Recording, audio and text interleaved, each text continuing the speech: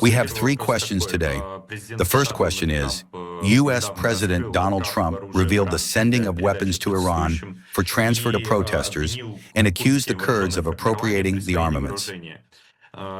How does Moscow evaluate Trump's statements? And does Moscow consider such a statement to be an admission of an attempt to stage an armed coup in the Islamic Republic? Well, you know, even outside the context of the current tragic confrontation in the Persian Gulf, our principal position consists of respect for the norms of international law, primarily the United Nations Charter, where the provision on non-interference in the internal affairs of a state is enshrined. Therefore, this is our basic approach.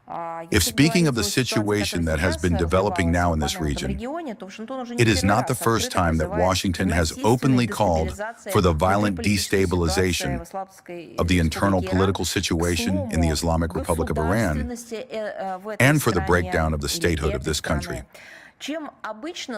What is the usual outcome of such crude interference in the internal affairs of other states, namely regime change or the dismantling of the government? It is well known.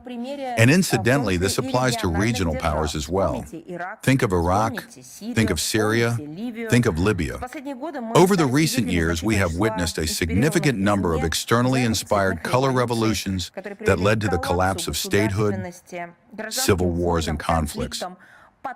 Flows of millions of refugees and displaced persons, and humanitarian crises most serious in their consequences. And every time, ordinary people suffered first and foremost. Citizens of these countries whose lives, freedom, which they care so much about in the West, well-being and future became a bargaining chip in the geopolitical games of Western countries. I repeat, the position of the Russian Federation remains unchanged. We categorically condemn such aggressive calls and actions as absolutely unacceptable.